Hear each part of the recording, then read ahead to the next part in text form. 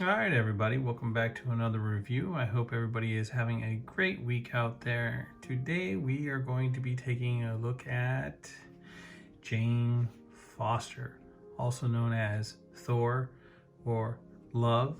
Can you guys believe that this character's been around since 1962? Her first appearance was in number 84. It was Journey into the Mystery, I believe. It's been a long time. Anyway, this character's been around a long time. But before we can get into checking out this character, as always, let's take a look at the accessories that this character comes with, and then we'll get on with the review. All right, so first off, here is her alternate head with her Thor helmet on and her hair coming out from the back and the sides. Look at the wings on that helmet. Nice. Look at that red paint, the black lines. Very nice for the line work, I have to say, on this helmet. She even has her beauty mark on her cheek right there, if you guys can see. And then moving on to the line work on the other side. Sorry. Very nice. Nicely done. Nicely done. Sorry for the creaking. And then to the back of her helmet, and you can see the texture of the hair. They did nice, very nice. And there's a little bit of wash on this. I don't know if it's coming through in the camera, but there is a wash in the hair, so you get some darker highlights on it. Not too much, but just a little bit to bring them out. And the eyes, just like Thor, she has a one eye that kind of goes off to the side. Once again, the mask is not low enough, but whatever, this one's not as bad as Thor's. Nice head sculpt, very nice. All right, so moving on. Then we have Mjolnir. Oh yeah. And I don't know if you guys have read up on this figure or know a lot about this figure, or this character, I should say. She always wanted to become a superhero. She actually dons Mjolnir, of course, as you can see all the cracks that are in Mjolnir, and becomes, well, he who is worthy, or she who is worthy, will be able to lift Mjolnir and don all the powers of Thor. All right, enough of that nonsense. Moving on, you can see all the neat cracks from when Mjolnir was destroyed by Thor's sister in Ragnarok. They did an awesome job with this. All the little detail, all the little cracks, going through every little piece in this hammer. Yeah. And then going down the handle with the leather strap, and then you can see all the individual silver through the handle, and then all the way to the leather strap that they hold on to, spin around, and go to throw, but hold on to it so they can fly through the air. Mjolnir has always been one of the coolest weapons in Marvel. My opinion. I think Mjolnir is awesome. Great weapon. But yes, really cool. All right. Now moving on, we have Jane Foster herself. Now, as you guys can see, does it look like Natalie Portman?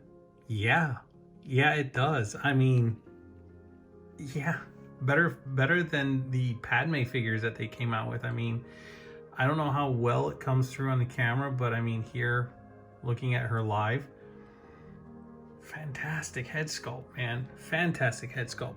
Once again, hair coming down the front to the back. I mean, the eyes are proportioned correctly, the mouth, beauty mark again on the cheek, and then the eyebrows, very nicely painted. Very nice with the hair. Moving down, we have, of course, a casted in red cape, which is that soft plastic. Moving down to her armor. I mean, her armor is nicely painted all the way through with the silvers, the red, even the little rivets that they put into. I mean, this figure is awesome. Really awesome. Going down to the abdomen, some more paint, red paint. This is more of a maroon as it gets lower to the tunic down here at the bottom. And then the 3 silver discs along with the 2 that are here on the chest armor, and then the ones on the shoulder for the tunic, or the belt around the tunic, I should say. And then moving down here, we have some more texture, more line work. I mean, that is great detail. Great detail. And in the back, yes. No color, but it's all black. But the line work is there. The line work is in the back here.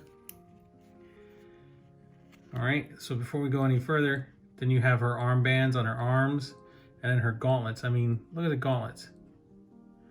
Very nice. Now, I don't know if that's a smudge or if that's supposed to be in the gauntlet itself. I don't know, but not bad. Not bad paint, all the way down to her knuckle dusters of her gloves, and then, you know, the straps of the gauntlets themselves. And same thing on this side as well.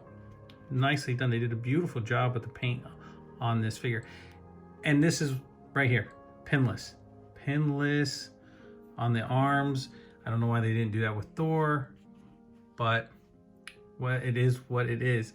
Moving down, her pants, they're all black, getting down to the knee pads.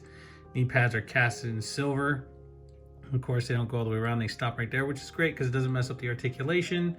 And then going down to her boots, she has the wings on the boots, or I should say on the shin guards that go all over the boot.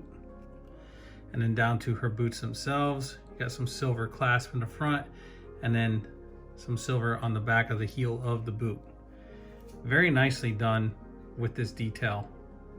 Nice little rivets going through the wings on the boots. Fantastic. All right, guys, so let's get into some articulation here. So of course, with the hair, can she look up? She can look up, well, that far, because of course, you know, the hair gets in the way. Can she look down? Yeah, she can look down that far. Not too bad. Head tilt a little bit. She can turn her head side to side. Now, getting to the arms, her arms can move out that far. Not bad at all. They can spin all the way around. Of course, then you have the cape in the way, so you gotta kind of just push it out of the way. She has bicep swivel. And then mine's a little stiff, but she has the pinless double jointed elbow. And look at that range. That is some nice range. Moving on, she has her wrist swivel and then her wrist joints, which go side to side, but I think her gauntlet gets in the way. Or does this one? No, this one seems to move up and down. Yeah, this one's up and down. Oh, look at that. So if she was wielding a sword, that would be cool. Not bad at all. All right, moving on. Now we have her waist. Does she have, no, she does not have a, she does not turn at the waist, although it seems like it wants to. But she does have the upper torso. She can move back this far. Her ab crunch is that far forward. Once again, be careful of paint scuffing when you move her forward. And as far as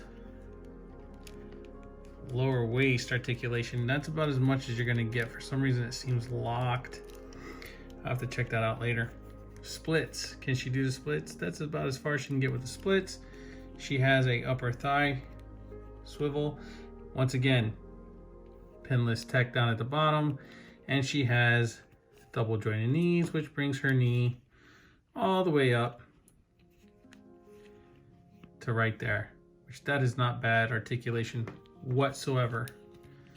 Now, when it comes to the feet, her foot can move back this far and it can move forward that far, which is really interesting considering the fact that she has the gauntlet right here, but it does not get in the way. Then you have a the swivel of the ankle pivot, I should say the ankle pivot, which they're always crazy with those ankle pivots. All right. So give me a second and I will pop on the alternate head and I'll show off Mjolnir. All right, guys, so here she is with her alternate head on, and not bad at all. but I still like this one the best. Yes, so this is the one I'm gonna leave on her. Now, as far as Mjolnir, she doesn't come with any alternate hands. She only comes with the open hand, and then of course the hand that holds Mjolnir. So just gonna take her, pop Mjolnir in her hand, and there you go. Can she hold Mjolnir? Yes. She has a problem with standing. I don't know, maybe it's just mine, but there you go. So let me see if I can get her into a pose, and I'll be right back. All right, so here's just a quick pose that I put her in real quick so you guys can actually see.